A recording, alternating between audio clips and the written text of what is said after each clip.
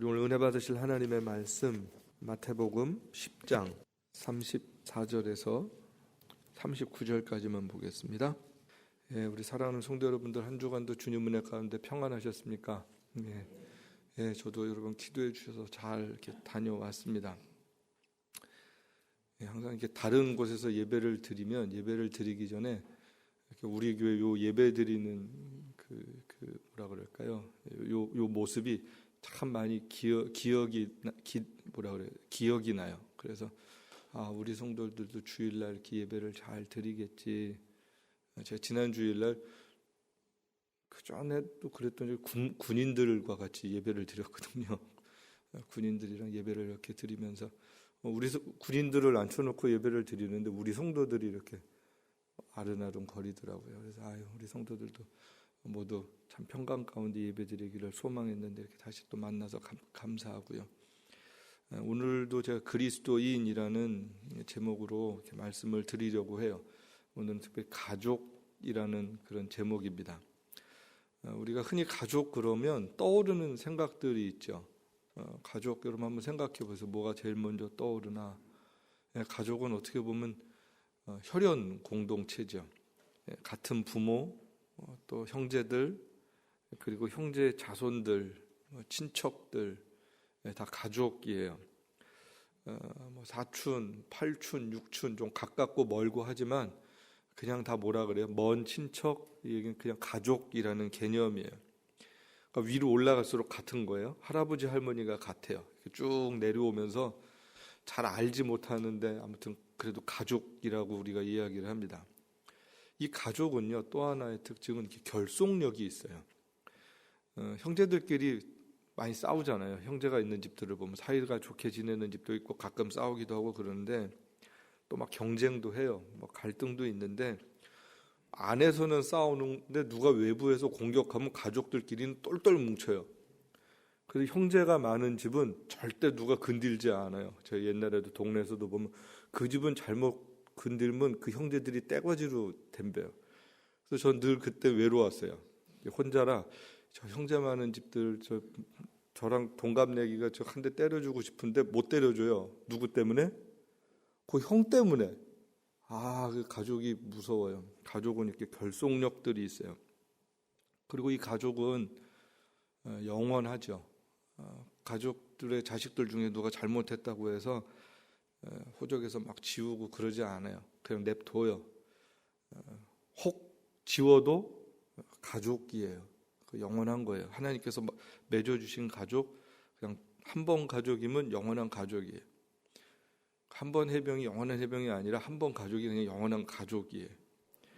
그리고 이 가족은요, 자연스럽게 사랑하게 되어 있어요.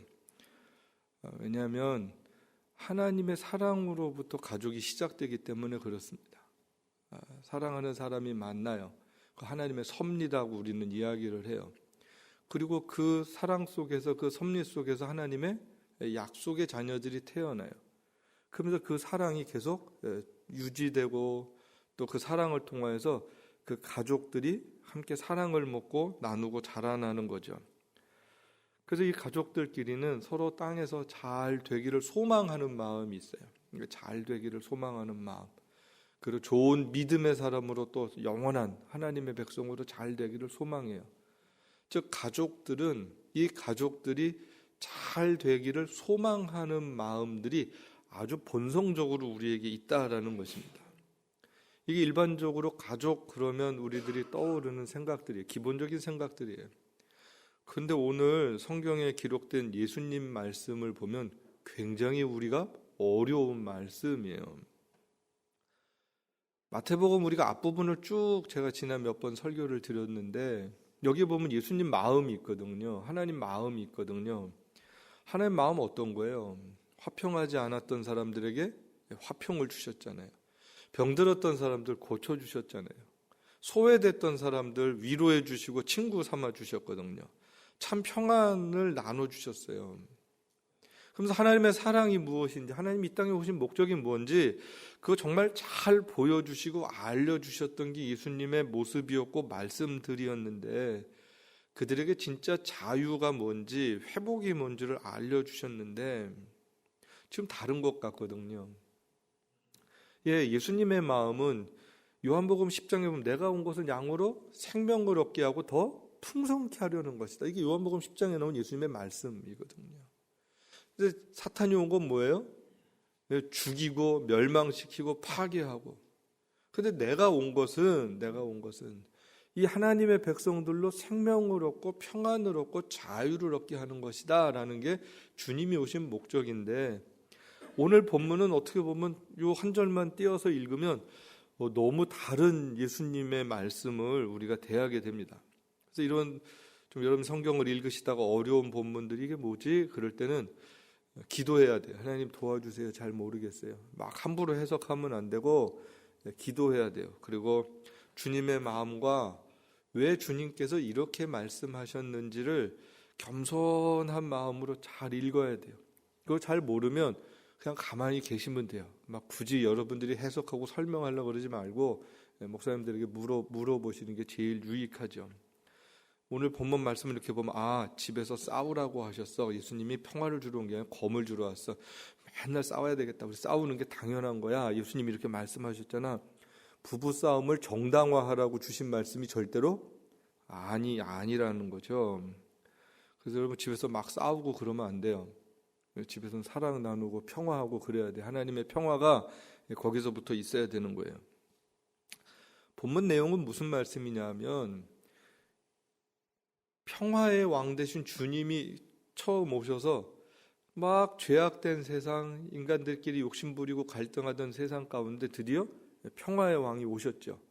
새로운 하나님의 나라가 도래했단 말이에요. 그런데 완성은 아직 아니라고 제가 말씀드렸죠. 이미 임한 하나님의 나라가 있고 완성될 하나님의 나라가 있는데 already 이미 왔지만 아직 not yet. 그런데 그 중간 단계에 우리들이 살아가는 세상의 삶의 모습들을 소개해주고 있는 그런 장면이죠. 완성이 안 됐어요. 주님 오실 때까지. 그래서 이 세상은 두세 개가 공존해요. 하나님의 평화가 이 땅 가운데 있지만 사탄의 나라가 이 땅 가운데 계속 갈등하면서 싸우고 분쟁 일으키고 힘들게 하고 성도들의 마음도 괴롭힌다라는 것이죠. 그럴 때 두세 개가 충동할 때 하나님의 백성들은 어떻게 그 중간 단계 세상을 살면서 반응해야 되는가라는 거예요. 평화를 이루기 위해서 노력하는 그리스도의 제자들과 평화를 거부하는 세상의 욕심과 갈등하는 모습들이, 지금 경쟁하는 모습들이 나타나고 있음을 가르쳐주고 있습니다. 그리고 이 충돌은 어디서든지 일어나는 거예요. 지금은 그 충돌의 모습이 어디서 일어나는 걸 소개하고 있는 거예요? 가정에서도 일어났다라는 거죠. 일터는 물론이고요. 여러분들이 하루하루 살아가는 그 일상생활의 일터도 우리가 하나님의 백성으로 믿음으로 살아가는 게 어떨 때는 참 쉽지 않으시잖아요. 근데 가정에서도 그럴 수 있다라는 거예요. 그런데 더 냉정하게 가정에서뿐만 아니라 실질적으로는 어디서 먼저 일어나는 거예요? 현상으로 나타나기 전에 내 마음 속에서 먼저 일어나는 거예요. 내 마음 속에서 갈등해요. 일전에 저희 딸아이도 그렇고 여러 사람들이 저한테 잘 그러지 않는데 꼭 보라고 추천을 해주는 영화나 드라마가 있어요. 목사님, 아빠 이거 좀 진짜 꼭 봐봐. 꼭 보고 많은 사람들이 좀 봤으면 좋겠어. 그런 게 있어서 제가 몇 번을 이렇게 봤어요. 무슨 내용이 아마 하도 유명해서 여러분도 아실 거예요. 자식들 성공시키기 위해서 부모들이 뭐든지 할 수 있어라는 그런 내용들이에요. 그걸 이렇게 보면서 그렇게 하면 자식이 성공하고 행복할 것 같았는데 그 과정들이 다 행복하지 않죠. 그 내용의 요지가 뭐냐면 자식들이 성공하고 너희들의 행복을 위해서야 그러는데 궁극적으로는 얘네들이 행복한 거예요? 내가 행복한 거예요? 내가 행복한 거예요. 걔들을 그렇게 키워놓은 내가 행복한 거예요. 예를 하나 들어볼까요? 1살짜리에서 3살짜리 옷 사주면 애가 좋아할까요? 내가 좋아할까요?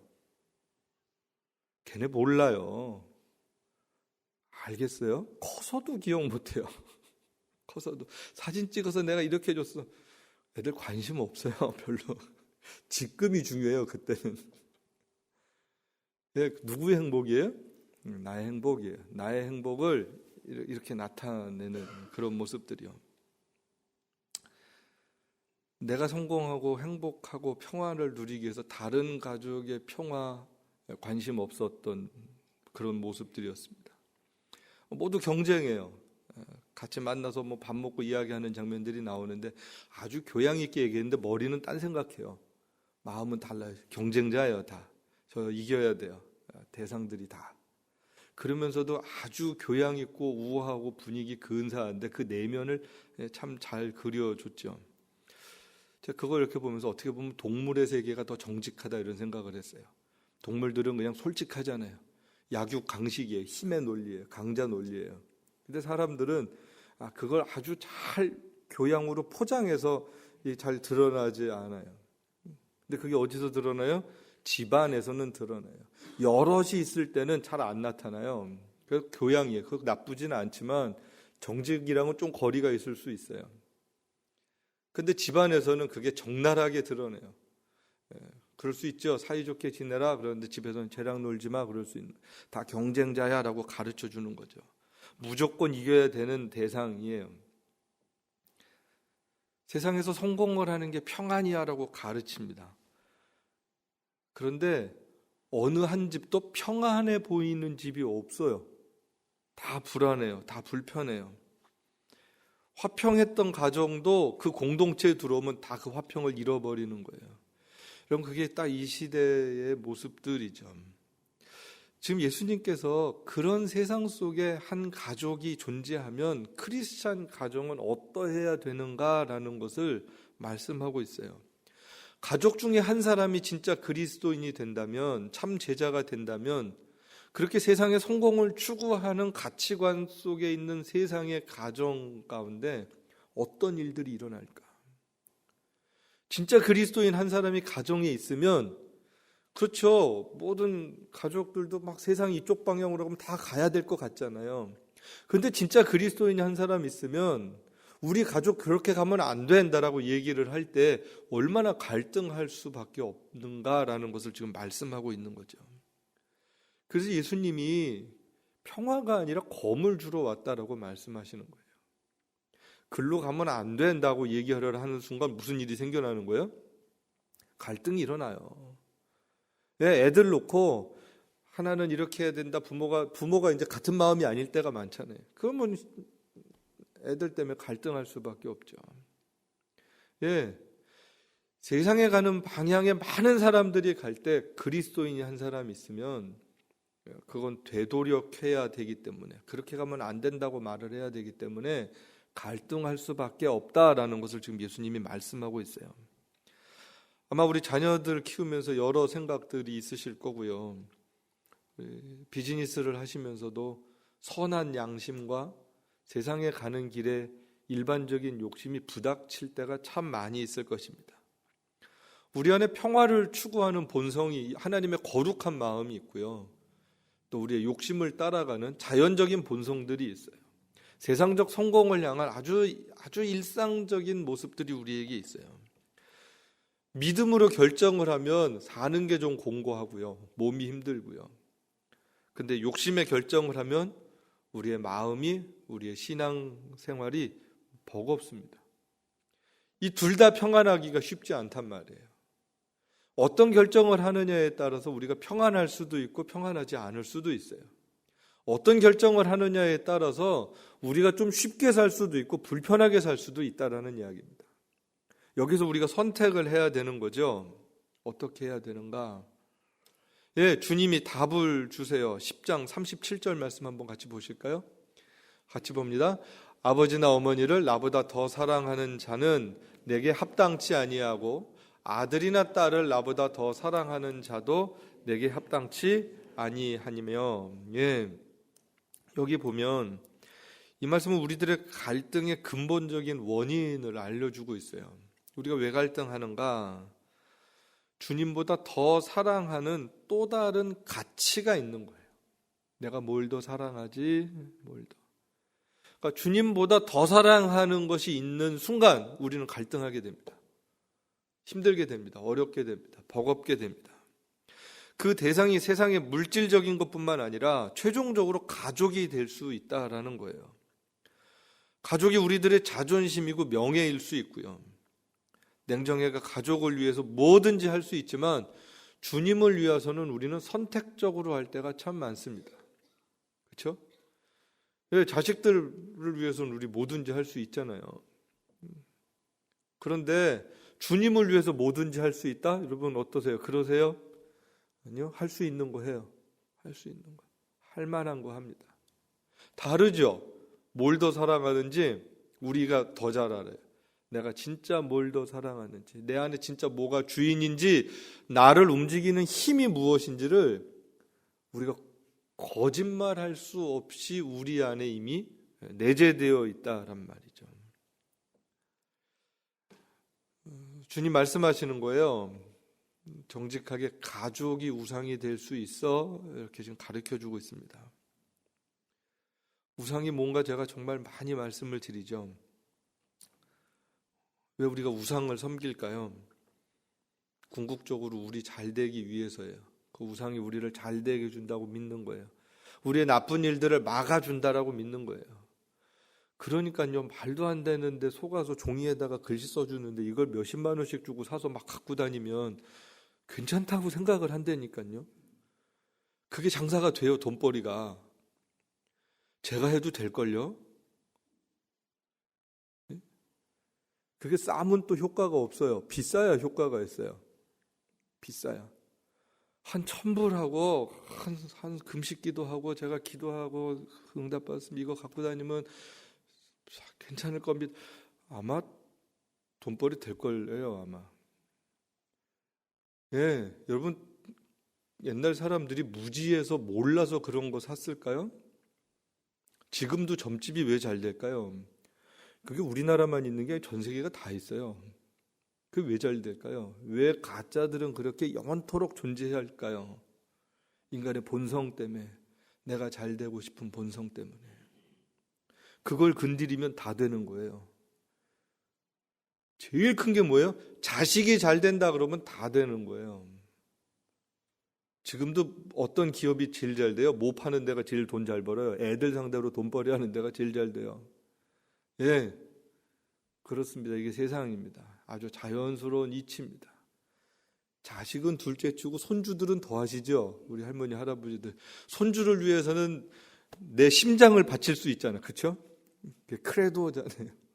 신앙 고백한다. 이게 내 심장을 드립니다. 근데 이게 손주들을 위해서는 뭐든지 할 수 있어요. 그게 우리 본성이에요. 자연스러워. 이게 나쁘다는 게 아니에요. 그런데 중요한 게 뭐예요? 뭘 더 사랑하지라는 거예요. 뭘 더 사랑하지.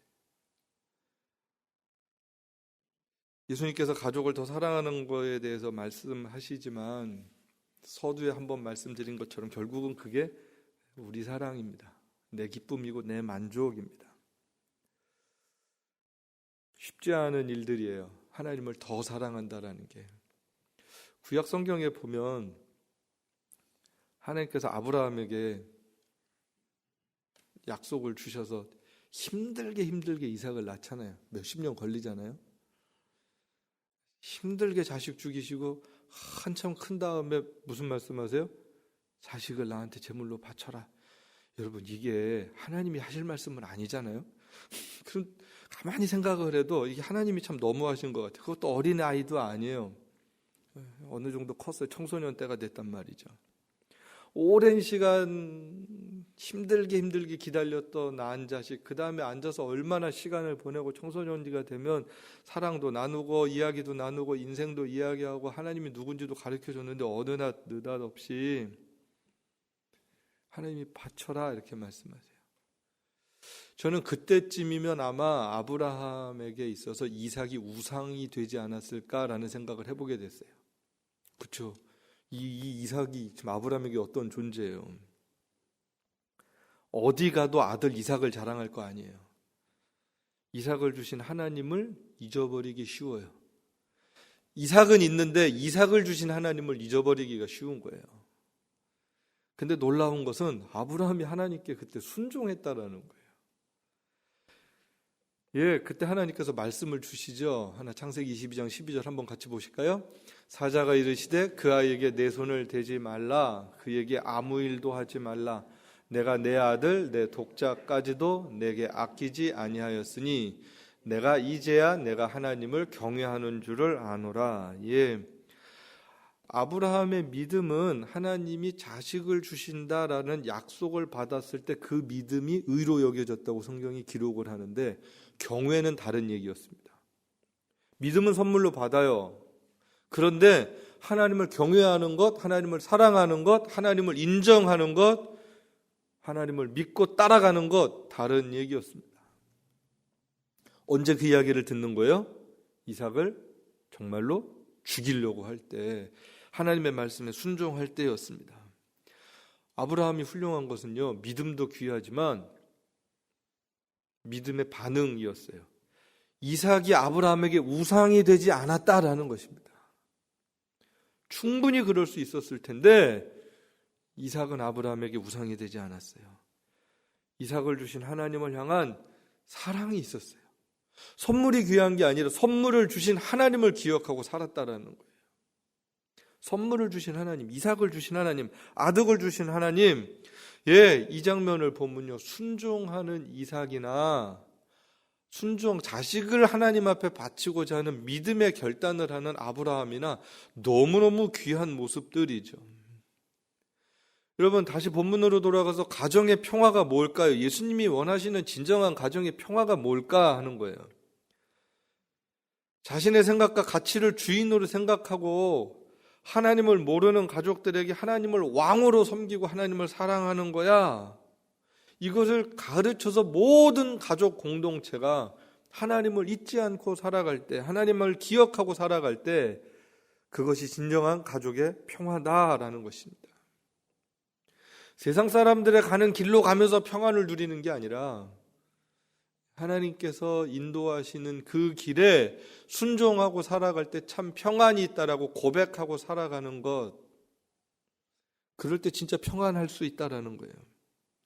물론 그 세계가 그렇게 되기까지는 갈등하고 힘들고 어려워요. 쉽지 않아요. 그래서 내 안에 싸움을 먼저 강력하게 이겨낼 수 있어야 합니다. 그리고 다른 가족들과는 겸손하게 믿음으로 기도하면서 함께 이 길로 가야 돼라고 같이 무릎을 꿇을 수 있어야 된다라는 거죠. 예수님께서는 더 나아가서 10장 12장으로 넘어가면서 진짜 가족이 뭔지에 대해서 다시 한번 냉정하게 말씀을 해주시는 장면이 나와요. 우리 한번 같이 보겠습니다. 예수께서 무리에게 말씀하실 때 그의 어머니와 동생들이 예수께 말하려고 밖에 섰더니 한 사람이 예수께 여짜오되 보소서, 당신의 어머니와 동생들이 당신께 말하려고 밖에 서 있나이다 하니, 말하던 사람에게 대답하여 이르시되 누가 내 어머니이며 내 동생들이냐 하시고 손을 내밀어 제자들을 가리켜 이르시되 나의 어머니와 나의 동생들을 보라. 누구든지 하늘에 계신 내 아버지의 뜻대로 하는 자가 내 형제요 자매요 어머니니라. 아멘. 지금 이 말씀은 예수님께서 새로운 가족이 누구인지에 대해서 아주 놀랍게 해주시는 말씀입니다.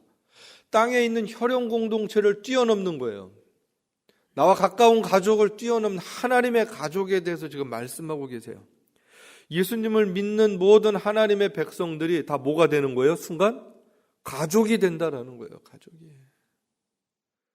하나님을 아버지로 믿고 부르는 공동체가 가족이다라는 것입니다. 하나님의 뜻에 순종하는 공동체가 가족이다라는 것이고요.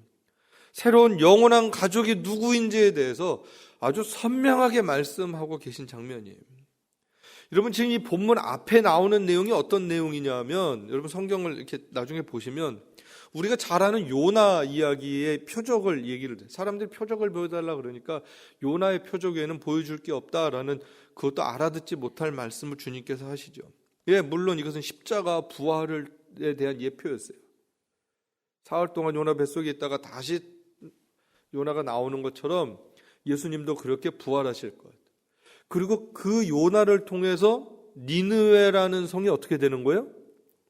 복음을 듣고 회개하고 하나님의 백성이 되거든요. 이게 놀라운 일입니다. 이스라엘 백성들이 그거 아주 싫어했거든요. 니느웨는 아수르예요. 이스라엘 멸망시켰던 민족입니다. 우리 한민족에게는 어떻게 보면 일본 같은 존재란 말이에요. 그런데 거기 가서 막 가기 싫었는데 가라 그러니까 도망갔잖아요. 그 다시 하나님 잡아다가 보냈어요. 그러면 새 사람이 돼서 잘 복음을 전해야 되는데 요나가 그러지 않았어요. 끝까지. 사흘 동안 다니면서 복음을 전해야 되는데 요나가 그렇게 해요? 성경에 보면 아니요. 대충 하고 다녀요. 대충 복음을 전해 회개하라고 막 대충 여기서 회 그랬으면 저쪽 가서 개했을 거예요 아마. 그럼 못 알아들을 얘기인데 모든 성읍이 다 회개하고 돌아와요. 굉장한 일입니다. 그들이 회개하고 돌아왔다는 건 누가 뭐가 되는 거예요? 하나님의 자녀가 됐다는 얘기예요.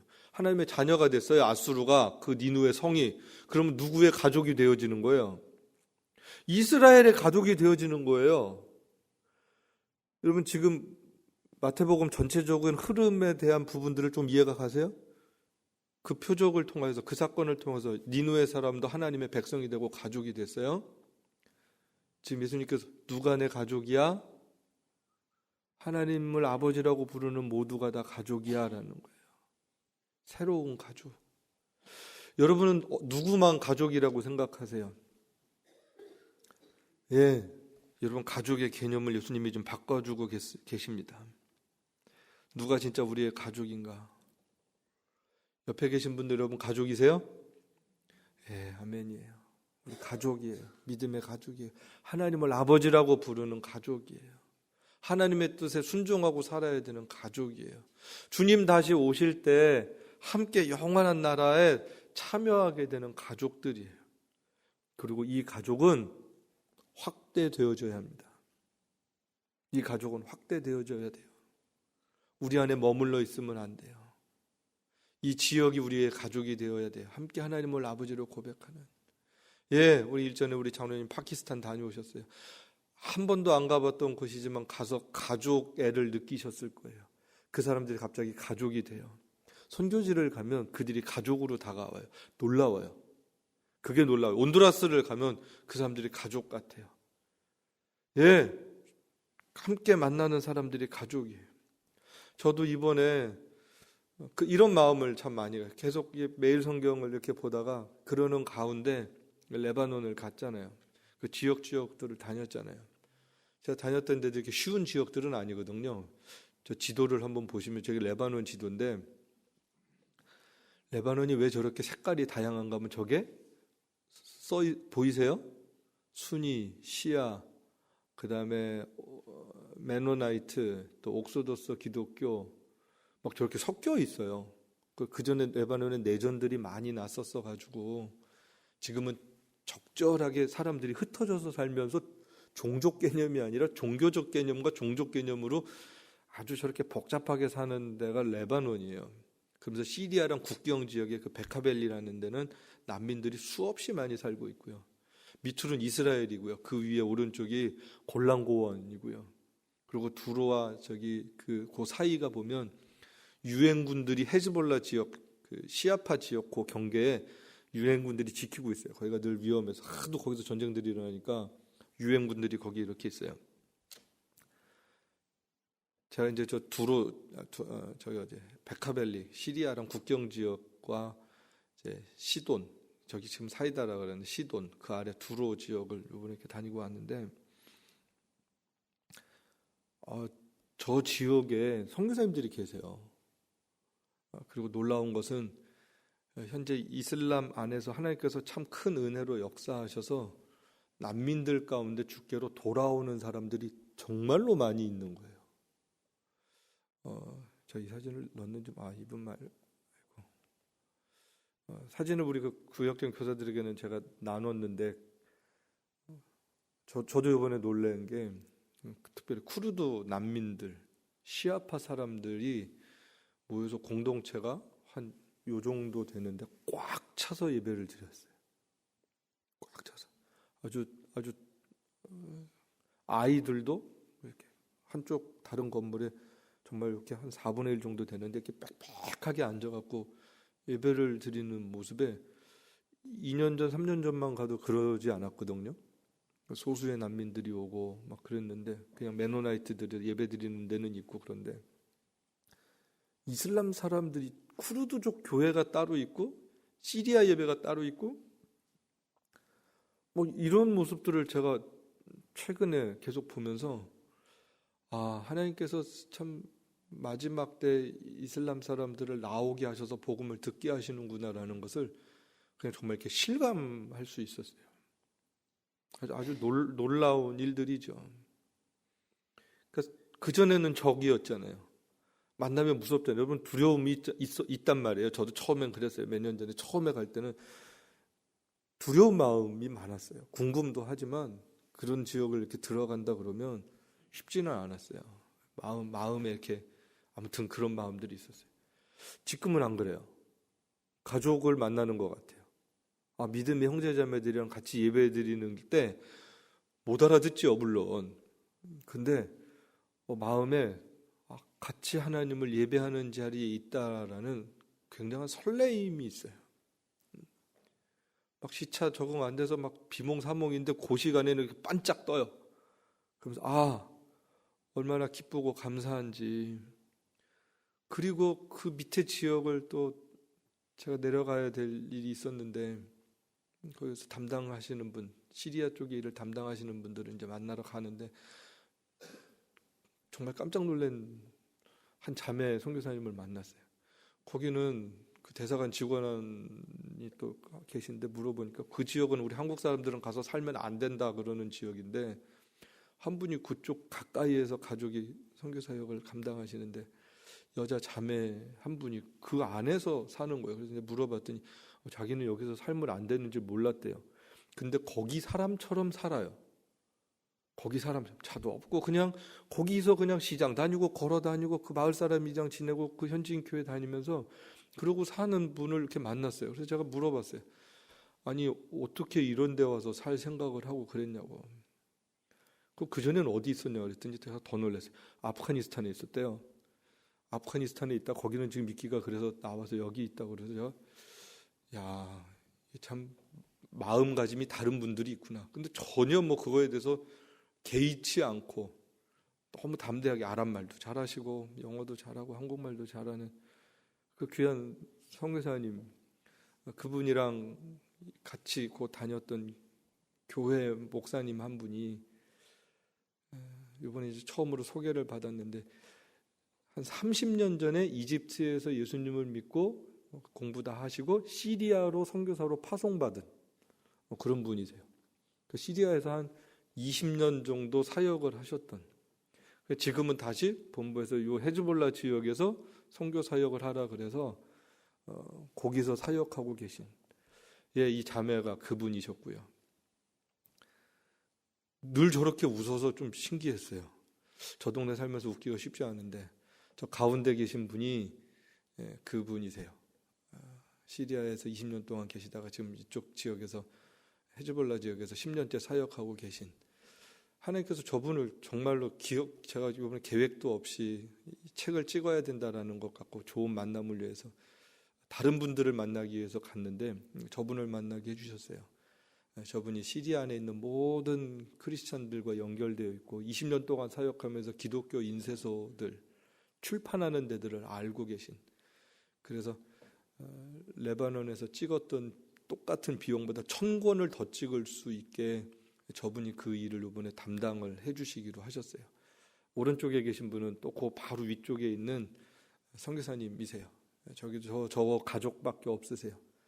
저 가족들이 계속해서 그 지역에서 섬기면서 시리아 쪽으로 복음을 전하는 일, 어린이 성경, 저 들고 있는 책이 우리 교회가 지금 3번째인지 이번에 인쇄하고자 하는 어린이 성경이죠. 그래서 담당을 해주기로 이렇게 하셨어요. 저분 만나고 마지막에 같이 기도하고 이렇게 껴안고 그러는데 너무 감사하더라고요. 하나님은 이렇게 계획을 갖고 계셨는데 저는 1년을 사실 기도했거든요.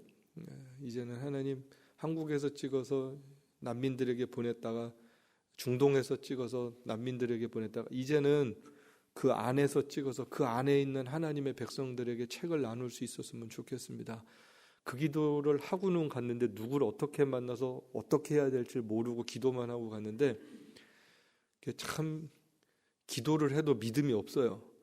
참 기도는 하는데 믿음이 없어요. 그런데 하나님께서 그 약속을 주시는 거예요. 확인을 시켜주시는 거예요. 그래서 시편이 떠올랐어요. 주께서 소원하는 마음을 주시고 내 입술의 열매를 거절치 않으신다. 소원하는 마음을 하나님이 주시고요, 기도하면 하나님께서 이루신다라는 거예요. 여러분 믿습니까? 새로운 가족들을 만나게 하세요. 그리고 이 가족들과 함께 하나님의 나라가 확대되게 하세요. 지경이 넓어지게 하세요. 너무너무 감사했어요. 그런데 여러분, 기도해 주실 것 가운데 하나는 우리 목사님을 위해서, 제가 본명을 말씀을 드려야 되나 모르겠는데 아무튼 저분을 위해서 기도해 주세요. 기도해 주세요. 저렇게 같이 하기로 하고 약속하고 그러고 나서 이틀 뒤에 다시 연락을 받았어요. 갑자기 목사님이 쓰러지셨어요. 쓰러지셨다가 다시 이제 퇴원하셨다고 이제 연락을 엊그저께 다시 받았는데, 그러면서 같이 요 일을 했던 선교사님들끼리 그런 생각이 들었어요. 아, 영적 전쟁 같다. 영적 전쟁 같다. 하나님의 말씀이 그 시리아 땅에 전파되어지는 일들이 참 쉽지는 않구나. 그래서 다시 일어나셔서 회복이 잘 되실 수 있도록 여러분 기도해 주시고요. 또 하나의 놀라운 가족을 소개를 하면, 요즘에 종종 아주 위험한 선교지에서 만나는 분들인데 중국 교회가 파송한 선교사들이에요. 저분들 중국 사람들입니다. 젊은 부부가요, 아랍말, 영어 잘 준비해가지고 선교지를 와요. 이번에도 두 팀을 만났어요. 야, 중국 교회가 정말로 아름답게 일어나는구나. 중국 교회가 쓰임 받는구나. 그래서 저 좀 안 좋은 지역에 있는 교회인데 저기에 왔어요. 그러면서 그 얘기를 하는, 여기에 살러 왔대요. 젊은 부부가. 그래서 야, 참 감사하다. 중국의 그리스도인들도 다 우리에게 누구예요? 가족이에요. 중국 놈, 일본 놈 이러면 안 돼요. 우리 민족은 꼭 다른 민족을 뒤에다가 이상한 걸 하나씩 붙여요. 가족의 마음이 없어요. 가족한테 놈 안 그러죠. 여러분 그러지 마세요. 제가 우리는 언어부터 좀 바꿔야 되겠다는 생각을 했어요. 언어부터 바꿔야 돼. 가족의 마음이 없어요. 남미 사람도 우습게 여기고 아프리카 사람도 우습게. 이게 그 사진이네. 이 사진이 바뀌었네요. 이게 그 쿠르드 어린이들 예배드리는 곳이고요. 이게 쿠르드 교회가 예배드리는 그런 장면들이에요. 여러분 가족이에요. 우리 그리스도인들은 같은 그리스도인들끼리 다 뭐라고요? 가족이에요. 어느 민족과 나라도 절대 우습게 여기지 마세요. 그 안에 그리스도인들이 있어요. 그 안에 그리스도의 생명이 있어요. 그래서 우리의 마음이 먼저 이 그리스도의 마음으로 채워져서 가족이 되어야 하고요. 가족이 될 때 우리가 평안할 수 있고요. 가족이 될 때 사랑할 수 있고요. 가족이 될 때 행복할 수 있는 거예요. 여러분 말씀을 이제 마치겠습니다. 왜 이 시대 사람들이 힘든가? 왜 이 시대 가족들이 힘든가? 땅에 소원을 두고 살면 힘이 들어요. 근데 이 가족은 하늘의 소망을 두고 사는 게 크리스찬 가족들이거든요. 하늘의 소망을 두고 살면 어느 민족 누구든지 가족이 될 수 있고요. 그 가족들과 함께하면 행복하고 평안한 거예요. 여러분 진짜 그리스도의 가족으로 여러분들이 살아갈 수 있게 되기를 우리 예수님의 이름으로 축복합니다.